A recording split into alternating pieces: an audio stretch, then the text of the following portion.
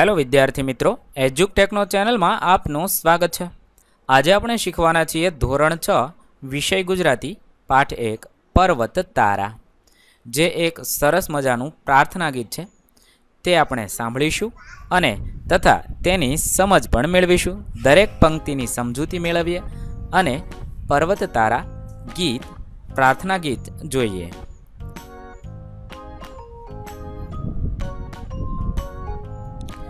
સૌપ્રથમ કવિ પરિચયમાં જોઈએ તો આ શ્રી સુરેશ દલાલની કવિતા છે, પ્રાર્થના કવિતા છે। સુરેશ દલાલનો જન્મ થાણા, મુંબઈમાં થયો હતો। તેમણે એકાંત, તારીખનું ઘર, નામ લખી દઉં જેવા કાવ્ય સંગ્રહો તેમણે આપ્યા છે। તેમણે નિબંધો પણ લખ્યા છે। તેમને રણજીતરામ સુવર્ણચંદ્રક અને સાહિત્ય અકાદમી પુરસ્કાર પ્રાપ્ત થયેલા છે। સુરેશ દલાલનો કવિ પરિચય જોઈએ તો જન્મ મુંબઈમાં થયો છે, છતાં એમણે ગુજરાતી સાહિત્ય પર કામ કર્યું છે।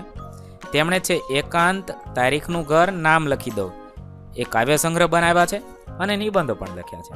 રણજીતરામ સુવર્ણચંદ્રક અને સાહિત્ય અકાદમી પુરસ્કાર એમને પ્રાપ્ત થયેલો છે।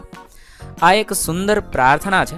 પ્રાર્થનામાં આવતા પર્વત, નદી, સરોવર, દરિયો, વૃક્ષો, સૂર્ય, ચંદ્ર, તારા, પ્રાણી, પક્ષી, જીવજંતુઓ વગેરે કુદરતના અંશોનો મહિમા આ પ્રાર્થના ગીતમાં વર્ણવવામાં આવ્યો છે।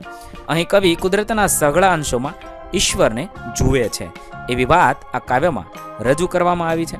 કવિ કહે છે કે પર્વતમાં, નદીમાં, સરોવરમાં, દરિયામાં, વૃક્ષોમાં, આસપાસ જોવા મળતા પ્રાણીઓમાં, જીવજંતુમાં બધે જ હે કુદરત, હે પ્રભુ તમારો અંશ છે એવું અહીંયા કવિ કહેવા માંગે છે।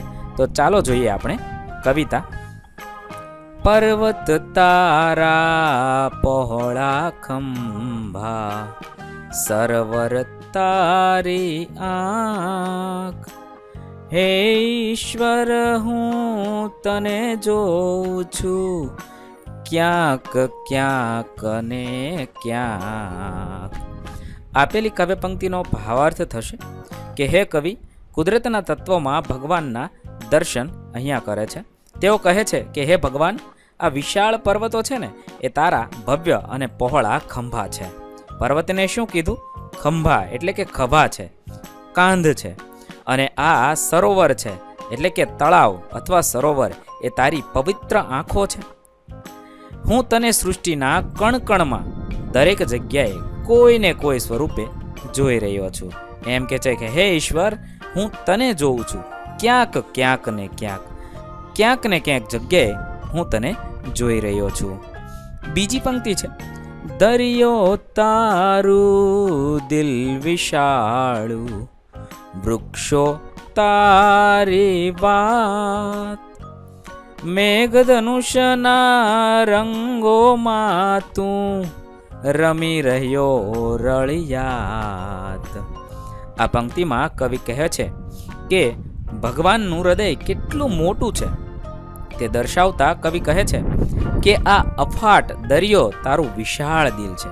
દરિયો તારું દિલ વિશાળું એટલે કે આ અફાટ દરિયો, મોટો જબરો દરિયો છે એ તારું દિલ છે। વૃક્ષો તારી વાત, લીલાશમ વૃક્ષો જાણે તારી જ વાતો કરી રહ્યા હોય એવું લાગે છે। મેઘધનુષના રંગોમાં તું રમી રહ્યો રળિયાત।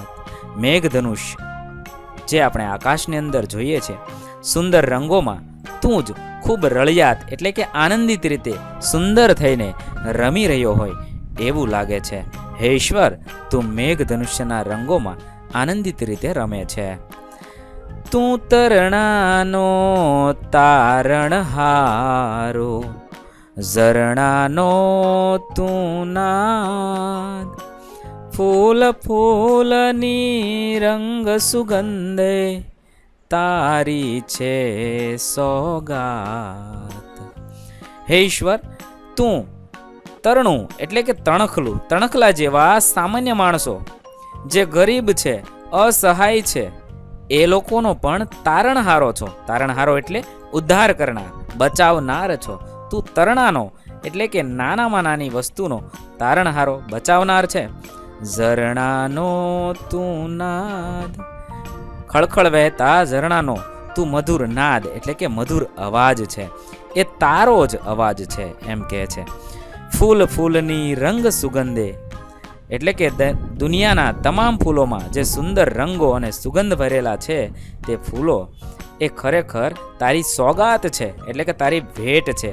તમે અમને આપેલી અમૂલ્ય ભેટ છે.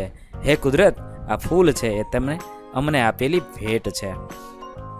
સિંહ વાઘ ને કોયલ બુલબુલ, પતંગિયા ને ભમરા, સૂર્ય ચંદ્ર ને તારા આભે, અહીં આ ગયા ભમરા.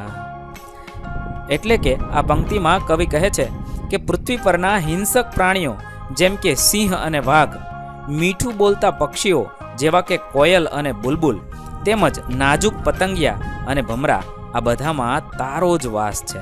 પૃથ્વી પરની દરેક વસ્તુમાં, દરેક પ્રાણીઓમાં, દરેક પક્ષીઓની અંદર તારો વાસ છે. આકાશમાં ચમકતા સૂર્ય, ચંદ્ર અને તારા, તેમજ રાત્રે અંધારામાં પ્રકાશ આપતા આજ્ઞા એટલે કે એક જીવડું, તેની અંદર પણ તારા જ તેજસ્વી સ્વરૂપો છે. હે પ્રભુ, દરેક જગ્યાએ તું વ્યાપેલો છે. આગળ કહે છે, રાડ ત્રાડ ને લાડની સાથે, મોર પીંછનો સૂર, સંતા કુકડી રમતો રમતો, રહે નજીક ને દૂર.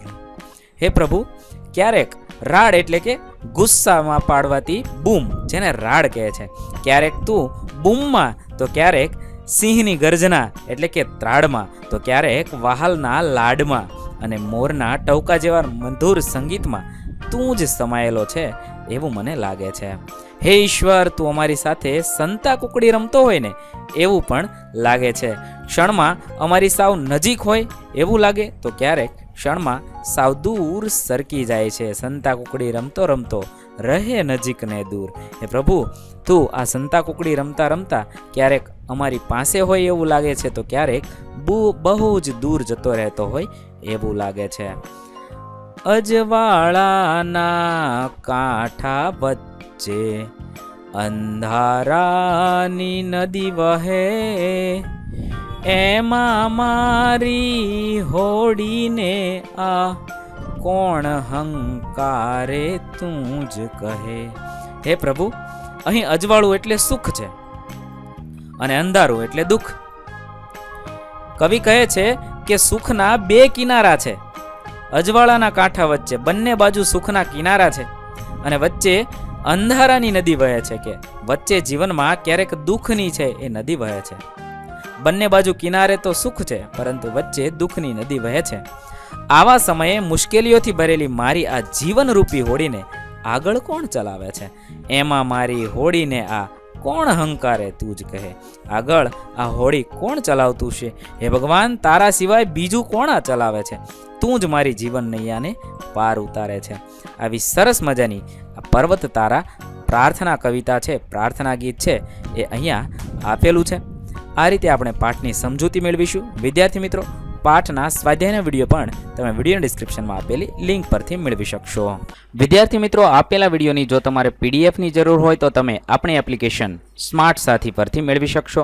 વિદ્યાર્થી મિત્રો, આપણી એપ્લિકેશન સ્માર્ટ સાથી પ્લે સ્ટોરમાં આવી ગઈ છે, જેની અંદર તમે બધા વિભાગ જોઈ શકો છો. તેની અંદર વિવિધ ધોરણ છે. ધોરણ ઉપર ક્લિક કરતાં વિવિધ વિષય ખુલશે. વિષય ઉપર ક્લિક કરતાં તેની અંદર આવતા પાઠ ખુલશે. તેની અંદરથી તમે પાઠ્યપુસ્તક પણ ડાઉનલોડ કરી શકો છો.